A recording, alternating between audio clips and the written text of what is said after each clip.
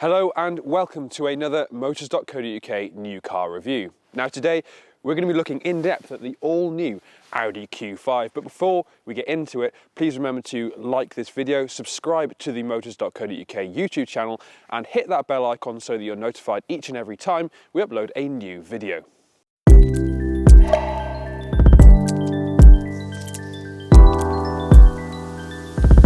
The Audi Q5 is a car that has been with us for quite a while now, and through its many incarnations has come to represent a very premium end of the SUV segment.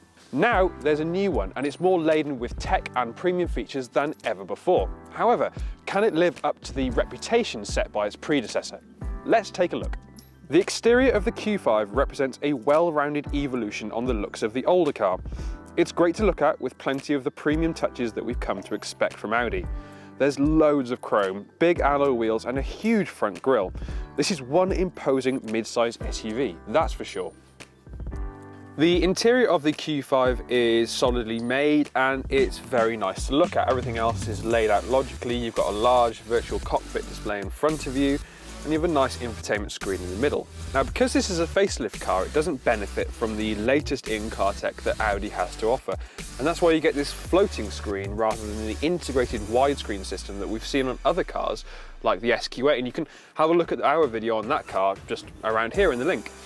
So while it does feel premium, it doesn't feel as cutting edge as its price tag would lead you to believe. And also, this screen isn't touchscreen. You still have to use the rotary controller, which for the most part isn't an issue, but when you use systems like Apple CarPlay, that becomes quite a hindrance because you can't press icons on the screen, you can't control it effectively. Despite the inclusion of batteries, the Q5 Hybrid's boot is only 95 litres down on the regular cars, with 450 litres of space. And you can fold those rear seats down to extend that area, of course.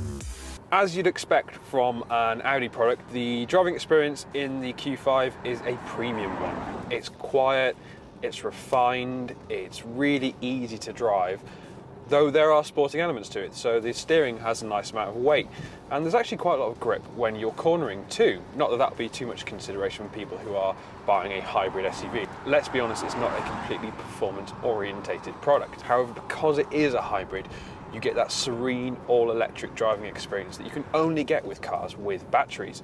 So when you're moving away, it's quiet.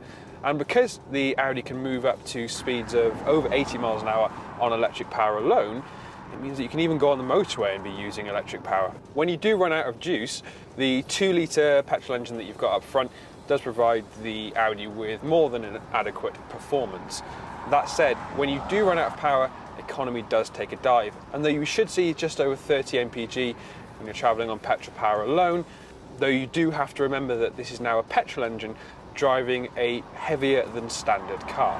Now, we've often criticised Audis in the past for their firm ride, and though that is still somewhat the case with this Q5, it's not as bad as in other products, and though we are travelling on quite rutted roads, the ride is smooth enough to not be noticeable and intrude too much on the overall driving experience. Being a hybrid, you do get a certain amount of regenerative braking, and what that means is the batteries and the motor are regenerating electricity from forwards motion. So when you lift off the throttle, the car will actually convert the energy that's being used slowing down into energy for the batteries. And it's a clever system, though it won't realistically add a huge amount of charge to the battery. So if you are flat, you can't rely on that topping it up too much. One thing that is particularly clever in this car is that if you use a satellite navigation and plug in your destination, the car will actually work out how efficiently it can use its energy. What that means is the car can actually work out when to save energy for when you're driving around town, for instance, and also when to then use the petrol engine, such as when you're on the motorway, when you're going at higher speeds. It's a really clever system, and it means that you're using that power that you have as efficiently as possible. And despite this not being a performance-orientated car, you've actually got quite a lot of that performance should you want to use it. The Audi Q5 remains one of the very best all-rounders in the premium SUV segment. And this hybrid version means there's now an option for those people who feel like transitioning to an electric vehicle but don't want to lose the safety net of a petrol engine. It looks good, it's great to drive, and it's now more efficient than ever, so it really should be high up your list of considerations if you are looking at a new premium SUV. If you want to check out some of the deals you can get on an Audi Q5, then click the link below to the motors.co.uk website. And if you want to see some reviews of its rivals, then follow the links coming up next.